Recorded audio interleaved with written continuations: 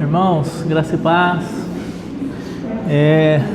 Vamos iniciar a nossa reunião. Vamos abrir a palavra em Isaías 50. Isaías capítulo 50. E vamos meditar um pouco nesse capítulo hoje. Vamos ler a partir do verso 1, Isaías 50.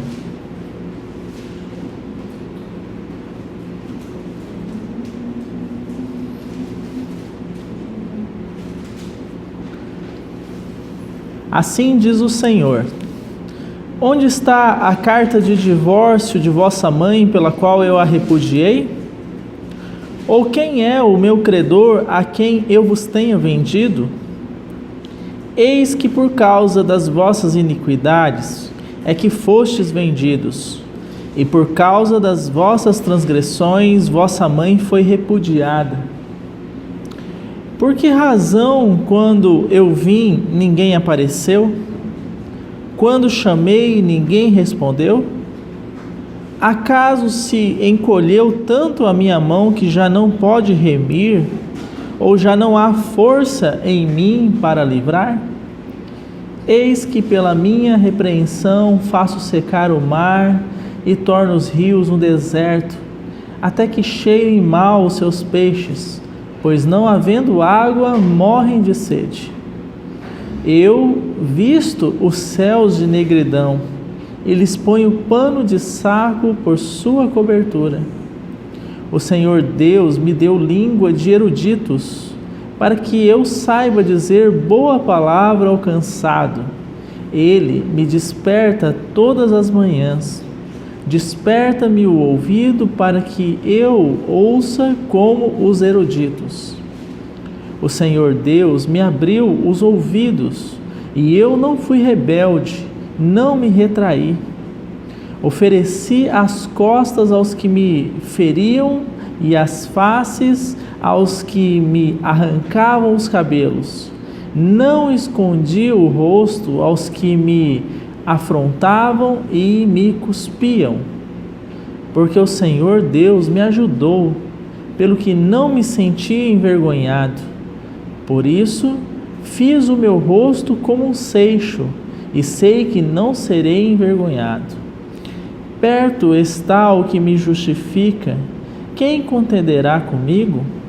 Apresente-me-nos juntamente. Quem é meu adversário? Chegue-se para mim. Eis que o Senhor Deus me ajuda. Quem há que me condene? Eis que todos eles, como um vestido, serão consumidos. A traça os comerá. Quem há entre vós que tema ao Senhor e que ouça a voz do seu servo? Aquele que andou em trevas sem nenhuma luz, confie em o nome do Senhor e se firme sobre o seu Deus. Eia, todos vós que acendeis fogo e vos armais de setas incendiárias, andai entre as labaredas do vosso fogo e entre as setas que enchestes. De mim é que vos sobrevirá isto, e em tormentas vos deitareis. Amém?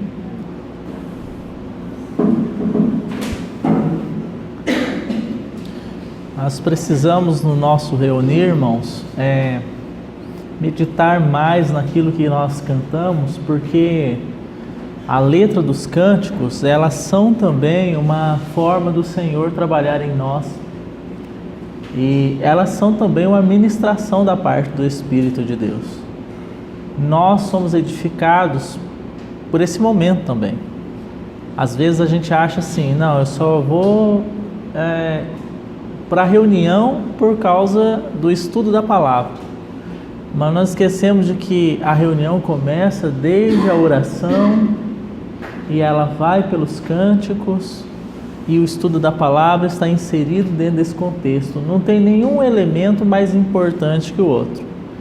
Agora, numa posição pessoal, eu acredito que o momento da oração é um momento muito importante no nosso reunir, porque é onde nós expressamos aquilo que o Espírito de Deus nos tem dado. A igreja, quando ela ora ao Senhor, ela expressa aquilo que está no coração dela. Se ela ora pelas coisas materiais, pelas preocupações terrenas, é o que está no coração dela. É a medida da experiência que aquela porção do corpo tem naquela localidade.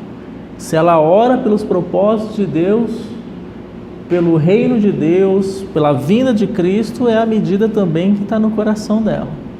Então, o Senhor diz, né? Quando vocês orarem, vocês devem orar assim. E Ele vai falar: Pai nosso que está no céu, santificado seja o teu reino. Então, qual que é o contexto da oração? O reino de Deus, né? Santificado seja o teu reino. É interessante, irmãos, porque o reino do Senhor é santo, mas ele precisa ser santificado onde? No nosso meio, no nosso viver, né? Santificado seja o teu reino, né? Seja outro elemento dessa oração: seja feita a tua vontade, assim na terra, como ela é feita no céu. Será que nas nossas vidas, quanto indivíduos, membros do corpo do Senhor, a vontade de Deus tem sido feita assim como ela é feita onde o Senhor está? Nós não temos dúvidas de que na habitação celestial de Deus, que a gente tem de forma tão clara descrita no Apocalipse, em Isaías, Ezequiel, a gente pensa, né, as hostes espirituais, os anjos celestiais são nossos conservos. A gente não imagina que lá não é feita a vontade de Deus, mas a gente esquece que nós somos a extensão do reino, nós somos a expressão desse reino celestial aqui na terra. Então também a vontade de Deus deveria ser feita aqui. É isso que a oração está dizendo. Além do reino do Senhor ser santificado no nosso viver, enquanto igreja, enquanto membros do corpo, a vontade do nosso Pai deveria ser feita aqui em nossas vidas, em nosso meio, como ela tem sido feita nos céus. É interessante, antes da gente continuar a leitura de Isaías, mas eu vou falando à medida que o Espírito do Senhor me dá. Abra sua Bíblia em Efésios. Efésios capítulo 5.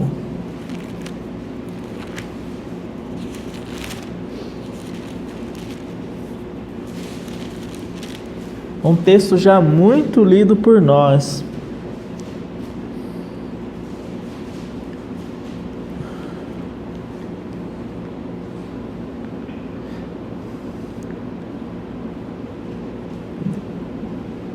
A partir do verso 22. As mulheres sejam submissas ao seu próprio marido como ao Senhor. Porque o marido é o cabeça da mulher, como também Cristo é o cabeça da igreja, sendo este mesmo Salvador do corpo. A gente fica numa guerra de gêneros aqui, né? Pensando mulher, homem, submissão homem, casamento e tal. Mas eu acho que a palavra mais forte aqui é submissão ao governo de Cristo.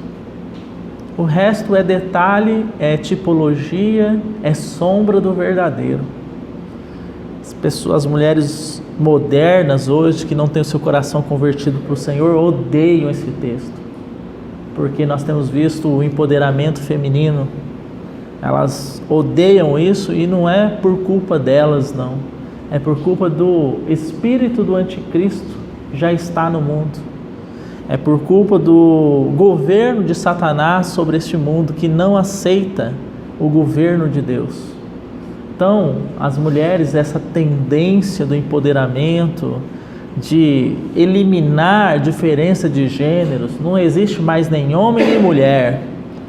Já tem uma tendência moderna aí de fazerem roupas que servem tanto para homens quanto para mulheres, de fazerem aí, eliminarem dos registros e certidões de nascimento, né, sexo masculino e feminino. Para que isso? Então há essa guerra, mas o que eu olho aqui nesse texto e vejo de forma muito clara é que o texto fala do governo de amor do Senhor sobre a sua igreja. Mas onde que eu quero chegar? Veja o verso 24 aí. Como, porém, a igreja está sujeita a Cristo, assim também as mulheres sejam em tudo submissas ao seu marido. Aqui não diz a igreja vai estar submissa a Cristo, ou estará submissa, ou esteve submissa. Não sei na versão dos irmãos, mas na minha aqui, assim como a igreja está ou é submissa a Cristo. Por isso que nós estamos falando do tema aqui, seja feita a tua vontade na terra, como ela é feita nos céus. Na igreja, a expressão do reino de Deus, a vontade do Senhor deve ser feita porque a igreja está submissa a Cristo. Agora nós não podemos ignorar, irmãos, que muitas vezes, por uma dureza do nosso coração, por uma falha nossa, porque nós somos pecadores, nós nos rebelamos contra a vontade do Senhor em nossas vidas. E é aqui que eu quero tocar o ponto, voltando para Isaías 50. Isaías 50 fala muito sobre isso. Você quer ver? Se você perceber no verso 1 do capítulo 50, o Senhor fala bem assim: eis que por causa das vossas iniquidades é que fostes vendidos, e por causa das vossas transgressões, vossa mãe foi repudiada. Então, há consequências quando o povo do Senhor, e nós, pela sua graça, somos o seu povo, a sua família, experimentamos consequências quando praticamos iniquidades, quando praticamos transgressões à palavra de Deus. Mas é tão interessante, irmãos, que mesmo debaixo das consequências, esse mesmo capítulo aqui, no verso 2, ele vai dizer bem assim, ó: por que razão, quando eu vim, ninguém apareceu? Quando chamei, ninguém respondeu. Vocês entendem, e eu também, que uma das consequências quando nós nos rebelamos à palavra do Senhor é nós queremos fugir dele? Então a palavra diz, né? Quando eu vim, ninguém veio ao meu encontro. Quando eu chamei, ninguém quis me responder. Isso já é um elemento, uma consequência do que está acontecendo no verso 1. As vossas iniquidades e as vossas transgressões. O que acontece? O Senhor diz assim, que o vosso pecado traz separação entre vós e o vosso Deus. Então, quando nós estamos em transgressão, em iniquidade, nós, não o Senhor, tendemos a nos esconder dele, da face dele, porque o Senhor é luz. E essa luz, ela vem manifestar os nossos caminhos. E é quase que insuportável nós vermos que estamos andando e querendo e desejando caminhos alheios ao Senhor. Não foi isso que aconteceu com Adão? Vamos lá em Gênesis, não desmarque aí Isaías 50. Gênesis capítulo 3.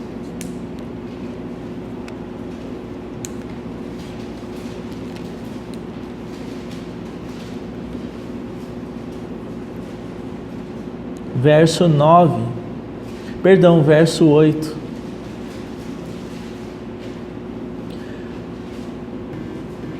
Quando ouviram a voz do Senhor Deus, que andava no jardim pela viração do dia, esconderam-se da presença do Senhor Deus, o homem e sua mulher, por entre as árvores do jardim. Por que eles se esconderam?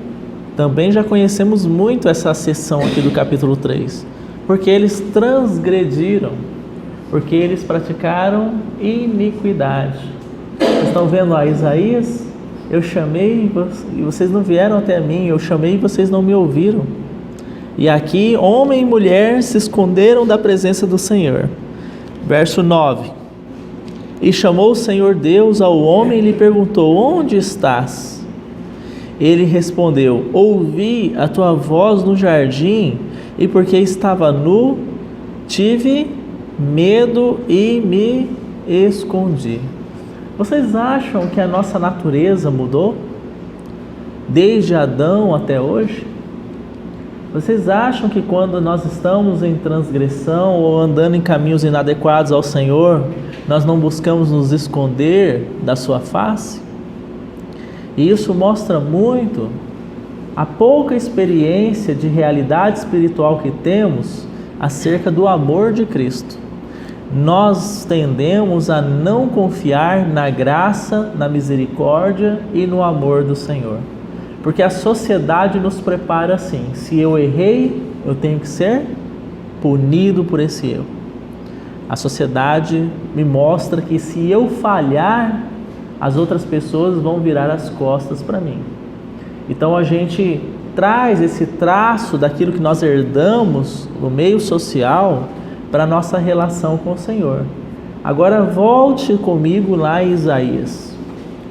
Se você está me acompanhando, você está percebendo que nós estamos falando de desobediência e transgressão. E consequências em razão disso. Mas veja aí o que o verso 2 vai nos dizer. Por que razão, quando eu vim, ninguém apareceu? Quando chamei, ninguém respondeu. E aqui agora eu destaco os irmãos. Acaso se encolheu tanto a minha mão que já não pode remir?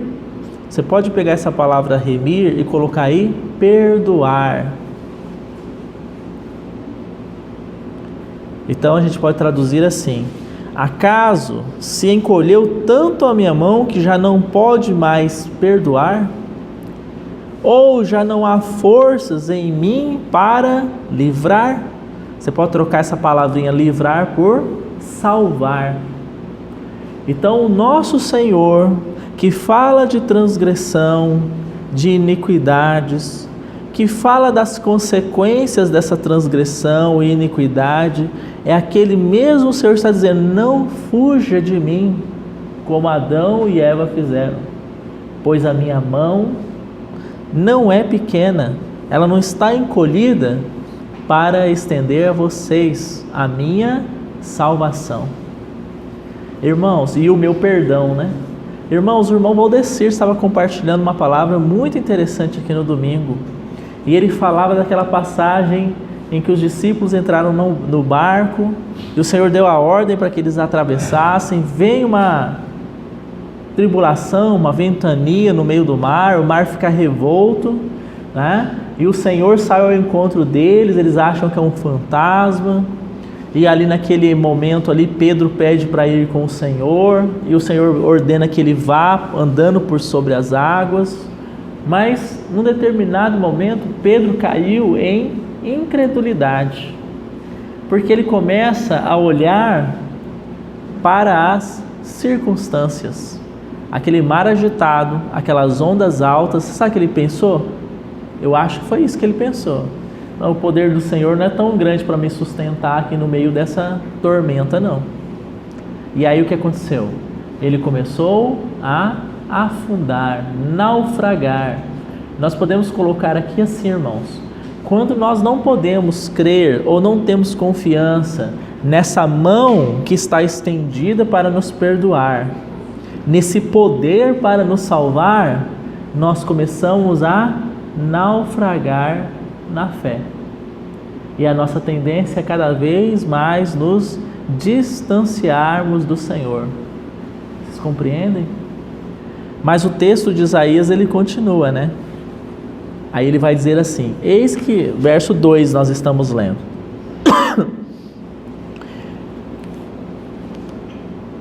Segunda parte, tá? Acaso se encolheu tanto a minha mão que já não pode remir? Ou já não há forças em mim para livrar?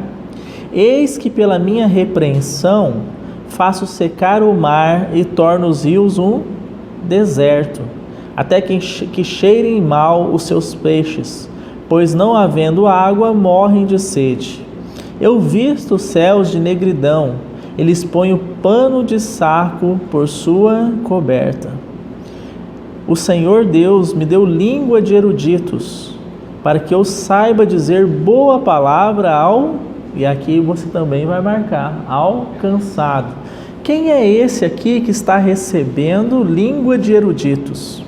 Quem é esse que está falando aqui? Vamos voltar, em cima do capítulo 50 aí, tem um resumozinho. Claro que isso aqui não faz parte do texto original, mas há uma epígrafe aí, né? Algo escrito em negrito bem forte.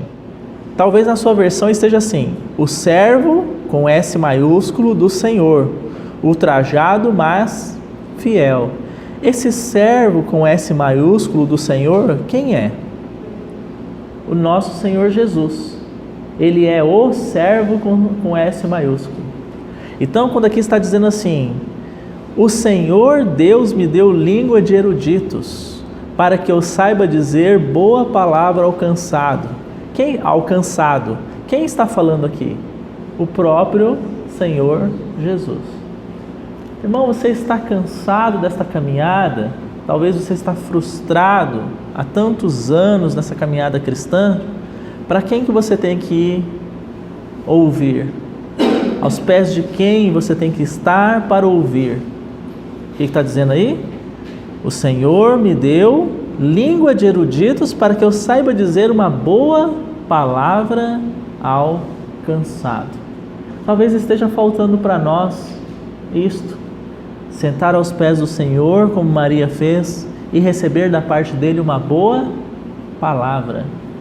Uma palavra de estímulo, uma palavra de perdão, uma palavra de encorajamento da parte do Senhor. Todos nós precisamos disso, irmãos. Nós não somos homens de ferro, nós não somos homens e mulheres de aço. Nós temos dúvidas, nós temos cansaço, nós temos frustrações, e só quem pode nos entregar uma boa palavra é o nosso Senhor. Nós temos as nossas falhas, os nossos erros, e só nele que vamos encontrar uma boa palavra para o cansado. Avançando um pouco mais no nosso texto, capítulo 50 de Isaías, verso 5, diz assim: antes que eu vá para o verso 5, o Senhor me toca com uma outra palavra do Novo Testamento, né? Esses dias eu compartilhei com uma irmã. Diz assim: vinde a mim, vós que estáis cansados e sobrecarregados. Essa irmã ela falava justamente isso. Ela falava assim: eu estou cansada, eu não tenho mais forças, eu não tenho mais força para ler a palavra, eu não tenho mais força para orar, eu estou muito cansada. Essas eram as exatas palavras dela, talvez já entrando em um quadro depressivo. E isso acontece conosco, irmãos. Desânimo, inclusive, para erguermos as nossas vozes ao Senhor. Então, o que o Senhor diz lá no Novo Testamento? Vinde a mim, você que está cansado e sobrecarregado, eu vou aliviar você. Eu vou trazer alívio para você. E você sabe qual é um dos maiores alívios que eu acho que a gente pode experimentar? Perdão da parte do Senhor. Às vezes estamos ali sobrecarregados com as nossas transgressões, com a nossa incapacidade de amar o Senhor, e nós chegamos naquela esfera que Ele nos preparou, e ali nós experimentamos o seu amor, o seu perdão. O fato dele dizer assim: eu já sabia que você ia fazer isso, eu já sabia que você era assim, quando eu assumi, pelo meu amor, o encargo de salvar você. Então a gente tem que considerar isso. Lembram de Pedro, que havia negado o Senhor? Quando ele está lá no barco, a não sei quanto de distância da praia, aí João avista lá na praia: aquele é o Senhor. Pedro pula na água e vai nadando, vai na frente de todo mundo. Ele chega lá, o que está preparado? Os peixes estão ali sendo preparados, tem um fogareiro ali, e o Senhor esperando ele para ter com ele, né? Então, esse é o nosso Senhor. E olha a prova de amor dele aqui. Vamos a partir do verso 5 que os irmãos vão entender. Quem é esse nosso Senhor? O Senhor Deus me abriu os ouvidos e eu não fui rebelde, não me retraí. Lá naquele texto que eu estava falando para vocês, tomai o meu jugo, é a segunda parte que ele diz, vinde a mim, vós estáis cansados, sobrecarregados, eu vos aliviarei, né? Tomai o meu jugo. O que o jugo significa? Os irmãos dizem, eu não entendo nada de agricultura, de pecuária, nada disso, mas diz que esse jugo, ele é utilizado assim, você tem um boi mais manso, um boi mais experiente ali no trato, na roça, e tem um boi novo que é mais agitado, que não sabe fazer as coisas direito, e aí eles colocam os dois no mesmo jugo ali para trabalhar. E dizem, né, os entendidos dessa questão aí de arar a terra, o solo e tal, que aquele boi novo, ele é muito agitado, ele quer ir na frente, ele quer fugir, ele fica pulando e ele vai machucando o boi mais manso, porque o jugo está sobre os dois ali, mas aquele boi manso não reage violentamente, até que o boi mais novo vai aprendendo a se acalmar, a fazer o trabalho adequadamente. Então, tomai sobre vós o meu jugo, né? Esse é o nosso Senhor. Então aqui diz o que? No verso 5, o Senhor Deus me abriu os ouvidos, eu não fui rebelde, não me retraí. Então no verso 1 a gente vê a rebeldia do povo, e aqui você vê a obediência do Senhor. Então somos nós os rebeldes, debaixo do mesmo jugo do obediente, e a gente vai machucando o Senhor ali, ó, com a nossa vontade, com os nossos desejos, com tudo aquilo que a gente traz da nossa vida natural, e Ele vai caminhando conosco ali, ó, toda a nossa vida, até nos transformar naquilo que Ele é, manso e humilde de coração. Ele é o manso. É um processo para toda a vida, irmãos. Verso 6: ofereci as costas aos que me feriam, e as faces aos que me arrancavam os cabelos. Não escondi o rosto aos que me afrontavam e me cuspiam. Cuidado, irmão, para você não achar que esses aqui eram os romanos e os judeus lá do tempo que o Senhor foi crucificado. Claro, profeticamente sim, mas esses que ferem as costas do Senhor, a face do Senhor, que arrancam os seus cabelos, que cospem no rosto do Senhor, somos cada um de nós. Todos os dias nós provocamos dores no Senhor por causa da nossa natureza. Lembra que eu falei? O boi manso sendo machucado pelo boi bravo. Somos nós que estamos ali. E esse Senhor diz que Ele ofereceu as costas, a face, e Ele não escondeu, Ele ofereceu as suas costas e as suas faces, as faces, e Ele não escondeu o rosto dele de nós, mesmo sabendo que por todas as nossas vidas, no nosso caminhar, muitas vezes nós iríamos ferir o Senhor. Esse é aquele, voltando para o verso 2, que temos que fazer essa conexão, que está com a sua mão estendida para nos perdoar, que o seu poder é para nos salvar. Esse é o nosso Senhor. Verso 7: porque o Senhor Deus me ajudou, pelo que não me senti envergonhado, por isso fiz o meu rosto como um seixo, e sei que não serei envergonhado. Perto está o que me justifica, quem contenderá comigo? Apresentemo-nos juntamente. Quem é o meu adversário?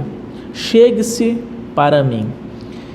Esse texto, ele está falando ainda do nosso Senhor, mas ele tem uma correlação conosco, Porque lá no Novo Testamento, o Espírito do Senhor diz assim: quem intentará acusação contra os eleitos de Deus, se é Ele quem os justifica? Vamos ler esse texto?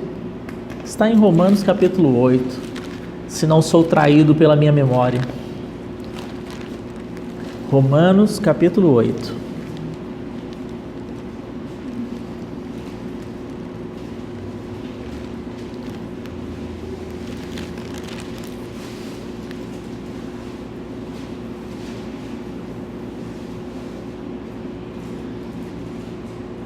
a partir do verso 31.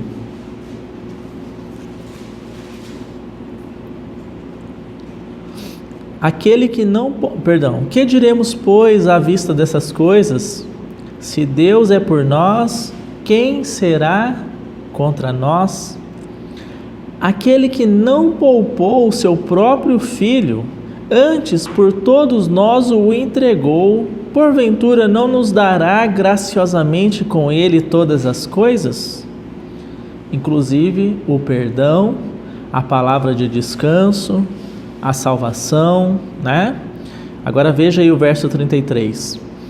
Quem tentará acusação contra os eleitos de Deus? É Deus quem os justifica. Quem os condenará? É Cristo Jesus quem morreu, ou antes quem ressuscitou, o qual está à direita de Deus e também intercede por nós. Quem nos separará do amor de Cristo?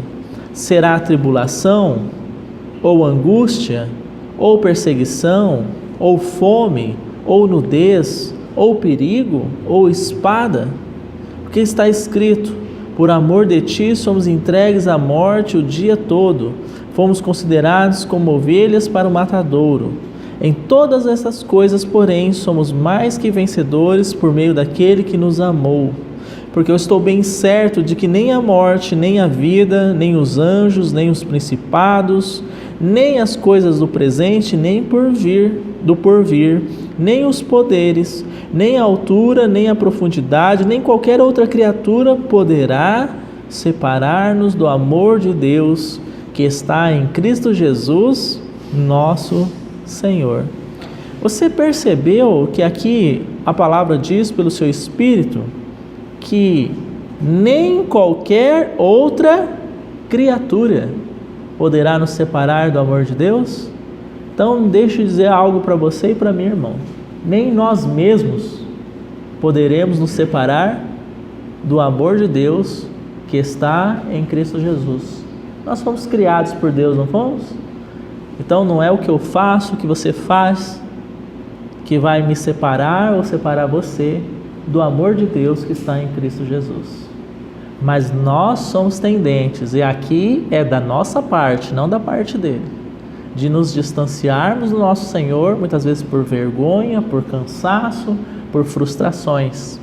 Queremos nos distanciar do nosso Senhor, mas ele jamais quis se distanciar de qualquer um de nós. Vamos voltar para Isaías.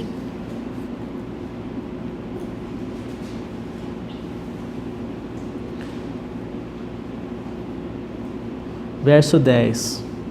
Quem é entre vós que tema o Senhor e que ouça a voz do seu servo? Aquele que andou em trevas, sem nenhuma luz, confie em o nome do Senhor e se firme sobre o seu Deus. Quando a gente não tem mais nada no que nos apegarmos, na nossa força, na nossa disciplina, nas nossas orações, no nosso compromisso com a palavra, a gente tem nada no que nos apegar. É essa expressão aqui, ó. Aquele que está em trevas, sem luz, você não está vendo nada, mas você pode confiar no quê?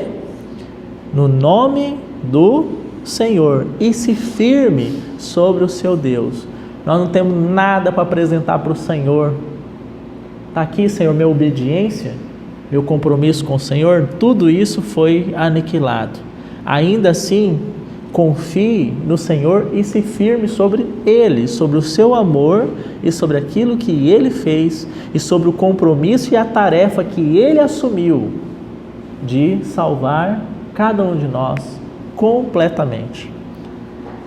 Mas existe um risco, e o risco está no verso 11. Eia, todos vós que acendeis fogo e vos armais de setas incendiárias. Ou seja, vocês estão querendo andar pela própria luz de vocês. É isso que a palavra está dizendo. Isso é o mundo, né? Cuidado com a gente tem que tomar esse cuidado também. Você aí, ó, que quer andar sobre a sua própria luz, confiar nas suas próprias labaredas do vosso fogo, tá vendo? Não é o fogo, não é a luz do Senhor. É o fogo produzido pela obra humana, e entre as setas e labaredas que a obra humana cria. Aí ele diz assim: de mim é que vos sobrevirá isto, e em tormentas vos deitareis. Então, quando a gente se achar tentando acender um fogo, uma luz projetada por nós mesmos, para nos justificar, para apoiar a nossa experiência cristã, sabe o que vai acontecer, irmãos? Nós vamos trazer tormentas para nós mesmos. Então, hoje, o que o Senhor quis nos dizer? Confia no Senhor, se firma sobre Ele. A mão do Senhor está estendida para nos perdoar, e o seu poder é grande o suficiente para nos salvar. Confiarmos nesse amor e experimentarmos isso, porque se a gente for pela outra via, que mesmo em meio à nossa transgressão, nosso cansaço, nosso desânimo espiritual, ou a nossa própria boa intenção, a gente quiser se firmar na nossa autojustificação, que são essas tochas, essas labaredas, nós vamos trazer para nós tormentas. O Senhor está nos chamando hoje para quê? Vinde a mim, vós que estáis cansados e sobrecarregados, que eu vos aliviarei. Pois ninguém pode separar vocês do meu amor. Amém?